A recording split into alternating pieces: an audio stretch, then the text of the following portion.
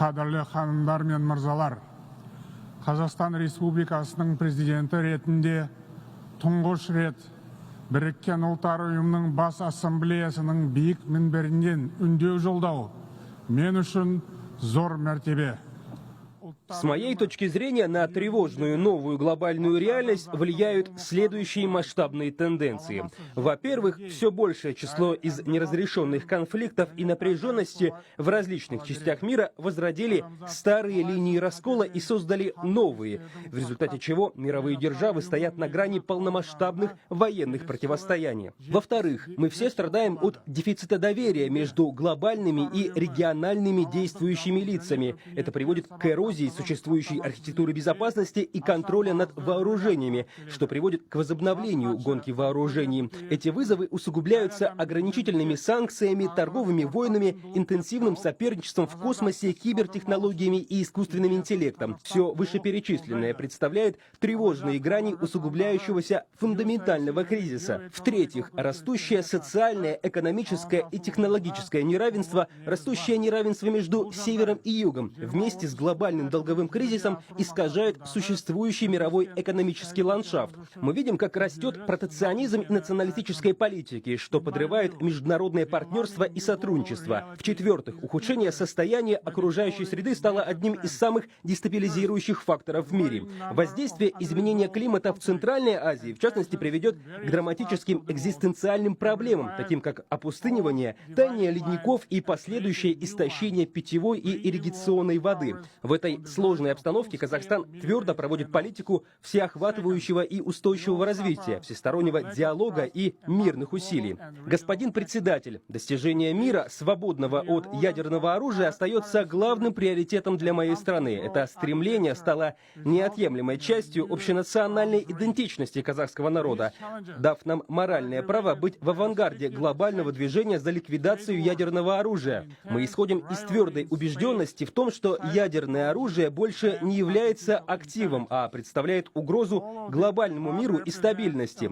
К сожалению, некоторые страны все еще полагаются в своих стратегических оборонных расчетах на ядерные арсеналы, побуждая своих конкурентов рассмотреть возможность получения асимметричных ответов, но одинаково смертельные типы оружия массового уничтожения. Подавая пример, Казахстан усердно работает, чтобы изменить это неправильное восприятие. Под сильным руководством первого президента Нурсултана Назарбаева Казахстан закрыл Семипалатинский ядерный полигон и добровольно отказался от 4-го по величине ядерного арсенала в мире.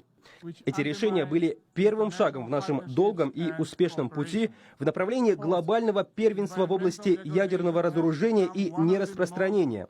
Среди нашего вклада в это благородное дело я бы назвал создание уникальной зоны, свободной от ядерного оружия в Центральной Азии. На территории нашей страны находится банк низкообогащенного урана МАГАТЭ. Мы приняли резолюцию Генеральной Ассамблеи ООН о Международном дне против ядерных испытаний и недавно ратифицировали договор о запрещении ядерного оружия. Мы все должны стоять твердо на всеобщей декларации о построении мира, свободного от ядерного оружия, в качестве дорожной карты для обеспечения более безопасного будущего. Мы также стремимся к расширению сотрудничества между зонами, свободными от ядерного оружия, и созданию новых. Казахстан считает, что текущие вопросы по совместному комплексному плану действий по Ирану и денуклеаризации Корейского полуострова должны решаться только политическими средствами при уважении интересов и озабоченностей друг друга.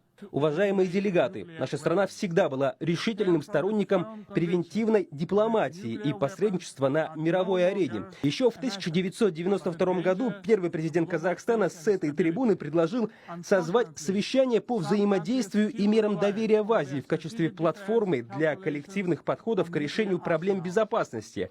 Со временем СВМДА доказала свою целесообразность и жизнеспособность. Мы благодарны всем нашим партнерам, которые подключились к этому процессу. Растущая экономическая мощь Азии требует более интегрированной архитектуры континентальной безопасности. Настало время преобразовать СВМДА в полноценную региональную организацию по безопасности и развитию. Будучи председателем СВМДА в 2020 году, мы приложим к этому свои усилия. В качестве непостоянного члена в Совете Безопасности ООН в предыдущие 2 года мы сосредоточены на укреплении безопасности и регионального сотрудничества, подтверждая свою приверженность делу мира. Казахстан участвует в миротворческой деятельности ООН. Вместе с индийскими партнерами мы участвуем в подразделении численностью 120 человек во временных силах ООН в Ливане. Мы также гордимся тем, что Казахстан превратился в глобальный центр диалога, религии и цивилизации. С 2003 года наша столица была удостоена чести созвать трехлетний конгресс лидеров мировых и традиционных религий при поддержке ООН. Леди и джентльмены, мы все с тревогой наблюдаем за развитием событий на Ближнем Востоке, колыбели человеческой цивилизации, который страдает от ненависти и насилия. Поэтому мы готовы поддерживать двусторонние и многосторонние действия, направленные на поиск жизнеспособного мира и доверия. В качестве хорошего примера нашей приверженности инклюзивному диалогу Казахстан предоставляет платформу для межсирийских переговоров. 13 таких раундов прошли в нашей столице. Благодаря Астанинскому процессу, который дополняет Женевские переговоры, было достигнуто прекращение боевых действий. Были также созданы зоны деэскалации с условиями для безопасного возвращения беженцев. Все мы знаем, что конфликты разрушительны и порождают терроризм и экстремизм. Эти вызовы могут быть нейтрализованы только силами совместных действий через глобальную антитеррористическую сеть под эгидой ООН. В качестве контртеррористической меры Казахстан инициировал кодекс поведения по построению мира, свободного от терроризма, к столетию ООН в 2045 году. И мы настоятельно призываем всех присоединиться к этому процессу. В этом году Казахстан успешно выполнил специальную гуманитарную миссию «Жусан» в сотрудничестве с нашими международными партнерами. В результате 595 граждан Казахстана, соблазненных террористической пропагандой, включая 406 детей, вернулись домой из зон боевых действий Сирии. Мы готовы поделиться нашим опытом с другими странами и настоятельно призываем их принять аналогичные меры. Господин председатель, в течение десятилетий государства Центральной Азии имели слабые экономические связи, что сдерживало их устойчивый рост. Сегодня, имея общие интересы и проблемы, наш регион вышел на новый этап развития. В этой связи тесный конструктивный политический диалог между всеми 5 странами региона будет иметь принципиальное значение для торговли, экономических, инвестиционных связей и связей между людьми. Иные возможности возникли в регионе после первого раунда неофициальных консультаций на высшем уровне в нашей столице в прошлом году. Я полностью убежден в том, что Центральная Азия становится действующим лицом глобального масштаба. Мы объединены нашим общим историческим и культурным наследием, а также нашим общим будущим. Казахстан, как крупнейшая экономика в Центральной Азии, жизненно заинтересован в дальнейшем укреплении взаимовыгодного сотрудничества между всеми государствами. Ситуация в Афганистане оказывает прямое воздействие на наш регион. Мы надеемся, что мирный процесс под руководством и при ведущей роли самих афганцев при поддержке всех ключевых заинтересованных сторон приведет к воцарению прочного мира и процветанию в этой стране. Казахстан будет и впредь поддерживать афганский народ в восстановлении их государства, прочное глобальное и региональное партнерство, долгосрочные инвестиции и региональные интеграционные процессы. Все это имеет жизненно важное значение для мирного будущего этой страны.